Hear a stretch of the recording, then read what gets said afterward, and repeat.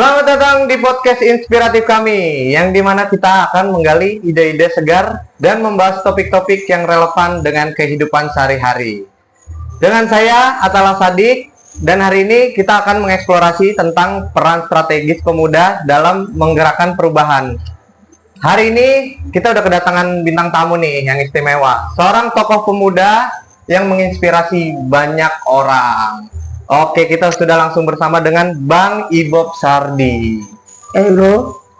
Halo Bang. Siap. Nah Bang, pada tema kali ini kita kan semua udah tahu ya, sejarah telah menunjukkan bahwa pemuda seringkali menjadi kekuatan di balik banyak perubahan besar. Betul.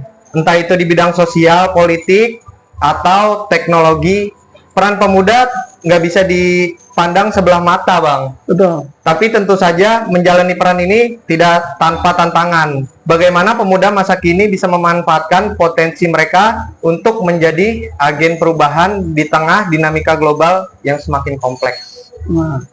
Oke, nggak usah berlama-lama, kita langsung aja masuk ke sesi pertanyaan kali ya, Bang ya? Ya, boleh. Menurut Bang Ibob, apa sih Bang tantangan utama yang dihadapi pemuda dalam mengambil peran strategis dalam perubahan sosial dan politik saat ini? Ya, tantangan utama yang kita lihat, kita tahu dari pemuda sekarang, banyak orang mengatakan generasi muda sekarang itu generasi sandwich, generasi strawberry, generasi micin, atau banyak generasi yang konotasinya adalah mengatakan pemuda itu lemah, pemuda itu tidak berprestasi, pemuda itu rapuh, ringkih. Ini berbeda dengan era zaman dulu 1908 dengan Budi Utomo, lalu 1928 Sumpah Pemuda, lalu 1945 Proklamasi, lalu sampai 1966 Tritura, Tiga Tuntutan Rakyat dengan tokoh Arif Rahman Hakim, lalu 1998 dengan Reformasi. Ini jauh banget generasi ini bedanya. Kenapa? Karena dampak dari globalisme, dampak dari teknologi, dampak dari gadget, yang dimana kita kena dampak dari COVID kemarin tuh orang bilang generasi rebahan, instan, dan apa akhirnya banyak orang mengatakan generasi sekarang kurang adab, kurang akhlak, akhirnya di kurang attitude. Akhirnya sekarang banyak orang mengatakan ini harus diperbaiki nih, pola pikir, kurikulum atau apapun. Jadi tantangannya banyak bro. Secara khusus apa? Karena universal itu. Secara khusus apa? Karena dunia dalam genggaman handphone mereka. Jadi teknologi dan kemajuan dan globalisme ini menjadi tantangan tersendiri bagi mereka. Secara khusus game online, secara khusus judi online, secara khusus mungkin pornografi. Ada banyak hal yang membuat generasi muda ini bobrok, hancur. Seperti itu bro, yang tantangannya besar banget. Oh, siap. Nah, terus jika kita melihat sejarah nih Bang, banyak gerakan perubahan besar yang dipelopori oleh pemuda. Betul. Menurut Bang Ibob, melihat pola yang serupa dalam konteks hari ini tuh gimana? Ya, jadi kita juga bersyukur tidak hanya yang tadi jelek-jelek itu yang kita lihat, tapi kita bersyukur masih ada generasi muda kayak Bro nih. Iya. Betul. Berprestasi nih, gitu kan, kayak Bro nih. Gen Z ya kita. Iya, masih muda, ganteng gitu kan. Ada podcast nih, gitu kan. Betul. Yang mau saya sampaikan banyak nih bro, peluang-peluang kesempatan-kesempatan yang ada, dimulai dari Karang Taruna. Kita juga bisa lihat pemuda masjid, gitu kan. Kita juga bisa lihat pemuda gereja, atau kita bisa melihat yang namanya komunitas-komunitas sehat, basket, bola, motor, ataupun komunitas yang lain. Makanya paling keren kita bisa gabung di organisasi kayak KNPI atau apapun. Jadi kalau ditanya, sebenarnya pergerakan-pergerakan itu masih ada bro, masih bisa dilakukan, masih bisa dibuat, masih bisa dijalankan. Jadi kalau ditanya masih ada kesempatan. Bagi siapa? Bagi mereka yang sadar bahwa mereka lahir itu ada satu tujuan, ada maksud, ada rencana Tuhan. Pasti papa mamanya, ayah ibunya, bapak emaknya melahirkan mereka dan memberikan nama dengan suatu doa. Minimal anaknya berguna bagi bangsa dan negara. Seperti itu bro. Jadi itu menurut abang ya Betul. perubahan besar di era sekarang gitu. Betul. Jadi masih ada kesempatan yang bisa dilakukan, diperbuat. Nah, terus juga nih menurut Bang Ibob, bagaimana sih Bang cara terbaik bagi pemuda untuk memanfaatkan teknologi dan media Yes. sosial secara efektif dan mendorong perubahan gitu Bang? Jadi sebenarnya teknologi yang ada, yang kita pegang, yang kita punya, yang kita ketahui, itu nggak salah kalau digunakan untuk hal yang positif, Oke. yang membangun. Apa? Belajar, membaca, mengetahui situasi kondisi, update berita. Jadi sebenarnya teknologi itu membantu kita, bro. Namun seringkali yang salah adalah Kadang disalahgunakan. disalahgunakan. Bahkan ada orang berkata, senjata itu akan berbahaya di tangan siapa? Iya. Atau sebaliknya, senjata itu akan menjadi suatu alat untuk mengamankan, tergantung pemegangnya. Yap. Jadi kalau pemegangnya udah nggak benar, hasilnya nggak benar. Pemegangnya benar, hasilnya juga benar. Maka bicara tentang perubahan, orang yang positif menerima perubahan, hasilnya positif. Tapi orang yang pikirannya negatif soal perubahan, pasti hasilnya negatif. Ini bicara tentang kembali kepada pribadinya, orangnya. Nah Bang, kalau misalkan contoh inisiatif dari pemuda yang menurut Bang Ibob ini benar-benar berhasil membawa dampak positif itu apa sih Bang? Jadi sebenarnya Di kita era sekarang. di era sekarang itu yang bawa dampak positif pasti yang pertama sekali adalah ajaran didikan orang tua di rumah. Semua dimulai dari keluarga. Oke. Attitude, adab, akhlak yang kita pasti belajar di rumah kan. Minimal at least kita ketemu orang gimana caranya, gitu kan, cara kita bicara gimana. Tetapi tidak hanya itu, kita juga belajar dari apa, tokoh-tokoh agama, rohaniawan, pemuka-pemuka agama yang mengajarkan keyakinan iman kita kepada Tuhan seperti apa. Iya. Ini harus ditampilkan.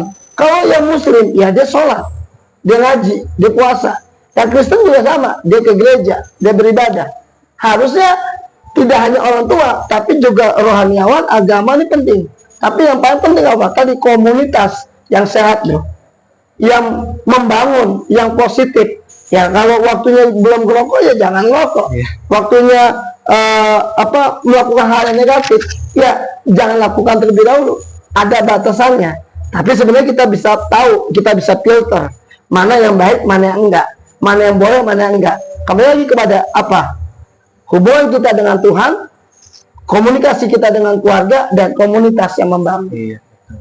Jadi semuanya tergantung lingkungan sama Betul sekali. kepribadian gitu ya Om. Tergantung pribadi dan lingkungannya sekali. Betul sekali. Tapi mau ngomong-ngomong manggil gue Om tua banget ya. Jadi Gak apa-apa itu. Manggil Abang lebih asik gitu kan. lebih santai ya. Iya, kayak gue tahu banget, jauh banget gitu kan, tua Kita kan banget. pemuda ini kita masih pemuda Iya. Gen Z nih. Apa pemuda apa begitu. Gen baru. Gen Z sama apa ya? Nah, nih ada pertanyaan selanjutnya Ya. buat Bang Ibob nih. Ah. Menurut Bang Ibob, peran pendidikan dalam mempersiapkan generasi muda untuk menjadi agen perubahan yang tangguh dan efektif itu gimana sih? Iya, pastinya peran pendidikan tuh penting banget. Bahkan kita bisa lihat sebelum TK ada playgroup, TK, SD, SMP, SMA, bahkan kuliah. Ini cukup panjang nih. Yap. Rentetannya panjang. Bayangin dari playgroup, TK, SD, SMP, SMA, lalu kuliah. Iya.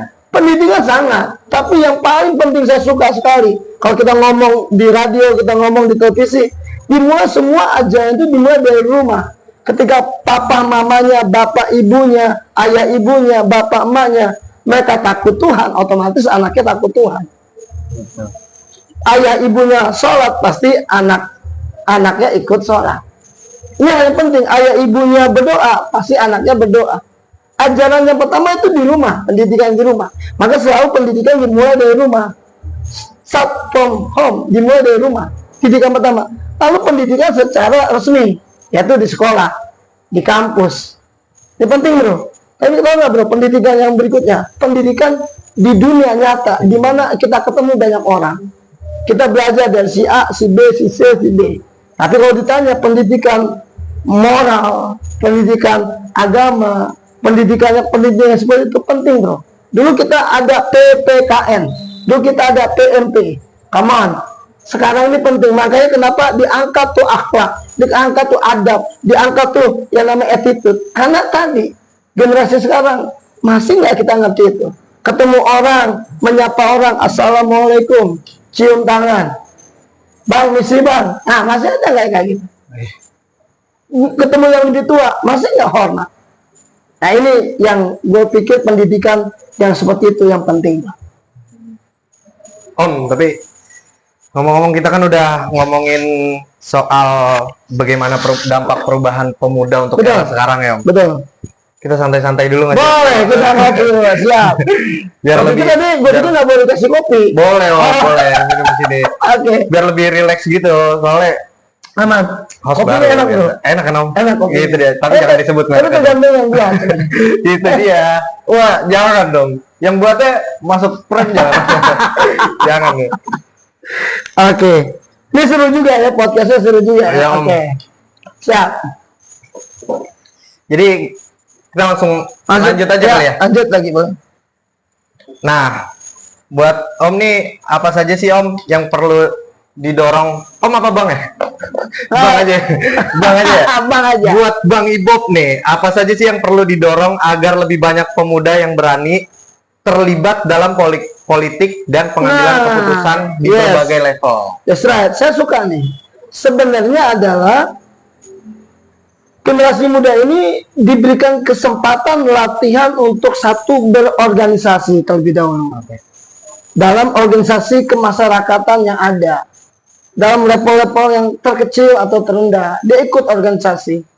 Dimulai dari sekolah, dari kampus, ada OSIS, ada BEM, betul. ada Karang Taruna, dimulai dari itu dulu. Lalu apa? Kesempatan berikutnya adalah dia diajarkan mengerti situasi kondisi bangsa. Apa yang terjadi hari ini? Bahkan tidak hanya bangsa, mungkin luas. Apa yang terjadi dengan kota dan daerahnya saat ini. Oke. Contoh terdekatnya kan dari pilkada. Nah, siapa tokoh-tokoh yang didukung? Jadi sebelum mendukung, jadi kita harus mengetahui dulu Tahu nih. situasi kondisinya, bro. Basicnya bagaimana? Betul. Tujuannya apa? Goalnya apa? Betul. Kalau seandainya kan selalu ada orang ngomong kecap nomor 1. Oke. Betul kan? Kenapa? Karena mereka pengen jadi nomor 1. Tapi kan kebanyakan habis pilkada eksekusinya kurang. Nah akhirnya apa? Harusnya generasi muda ini diajarkan pelatihan organisasi dan juga mengetahui situasi kondisi politik yang ada sekarang. Oke, Bang Ibob. Sorry ya Bang Ibob. Ya. Kita potong dulu. Ya, Nanti kita lanjut lagi di sesi 2 karena kita bakal closing dulu. siap.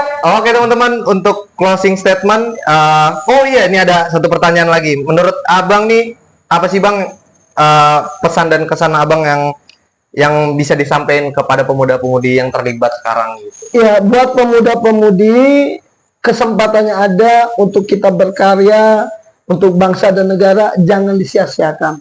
Dimulai dari sekolah, dimulai dari kampus, bahkan lingkungan di mana kita tinggal atau komunitas, lakukan bagian kita. Oke. Kenapa? Disitulah kesempatan itu akan ada. Oke, begitu berarti teman-teman Pasport. Jadi kita bakal closing statement dulu ya, nanti kita lanjut lagi di sesi 2. Terima kasih banyak, see you.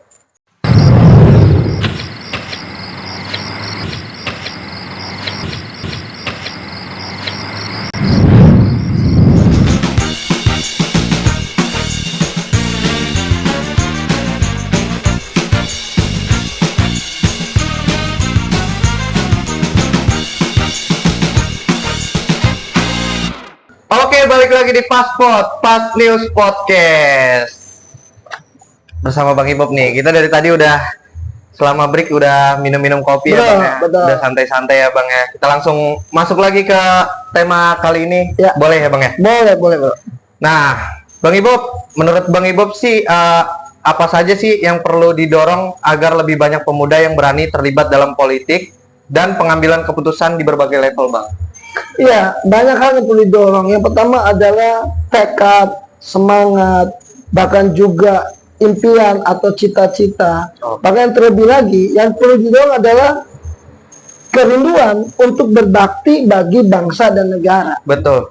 Jadi ini elemen-elemen ini mesti ada, tekad, semangat, perjuangan, bahkan kerinduan untuk berbakti bagi bangsa dan negara. Bahkan doanya orang tua, kita lahir berguna bagi bangsa dan negara. Hal-hal inilah yang harus didorong. Lu punya tekad nggak untuk jadi orang hebat? Lu punya tekad nggak untuk mengubah bangsa ini? Lu punya tekad nggak menjadi berkah? Jadi lu nggak bisa menyalahkan anak-anak kampus, teman-teman kampus yang turun ke jalanan, yang meneriakan reformasi, yang meneriakan demo kalau ada sesuatu yang nggak benar. Siapa yang menjaga itu? Lu udah mencatat sejarah Indonesia 1908, 1928, 1945, 1966, 1998 itu pemuda semua. Jadi kalau saya mau katakan pemuda nggak boleh pasif, pemuda nggak boleh diam, pemuda harus aktif untuk perubahan. Oke Bang. Nah, terus selanjutnya apakah Bang Ibob melihat perbedaan dalam cara pemuda dari berbagai latar belakang budaya atau sosial dalam memandang dan menggerakkan perubahan, Bang? Kita bersyukur ya, kalau bicara tentang pemuda dari latar belakang, kita bersyukur Indonesia punya hal yang menjadi pattern, yaitu Bhinneka Tunggal Ika. Berbeda-beda tapi satu jua. Jadi mau lahir dari suku apa, budaya apa, selama perjuangan lu sama untuk Indonesia, why not? Kenapa enggak? Sama kayak timnas Indonesia sekarang naturalisasi, ada pro dan kontra, yang nggak suka sama natural, yang suka sama lokal. Yang gue bilang ini bukan bicara soal natural dan lokal, yang gue bilang apa? Mengharumkan nama bangsa. Betul. Kalau lu bisa bikin Indonesia lolos Piala Dunia, kenapa enggak? Kenapa lu mesti repot? Ini naturalisasi, ini lokal, kan jadi ribut. Yang penting adalah bagaimana lu punya tekad, punya tujuan untuk membangun Indonesia, mengharumkan nama Indonesia. Gue pikir itu lebih penting, bro. Jadi lu mau dari Aceh sampai Merauke, dari Sangitta Laut sampai Pulau Rote, dari setiap provinsi ada Batak, ada Ambon, ada Manado, ada Toraja. Buat gue nggak ada masalah. Kenapa? Karena perjuangannya Indonesia. Demikian dari gue, bro. Oh gitu. Oke Bang, ini kita di luar tema Bang.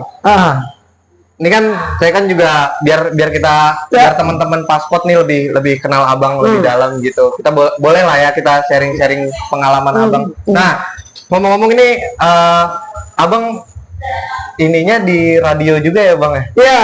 Ya. Alhamdulillah, puji syukur gue ada di radio sejak berapa tahun lalu, udah lama.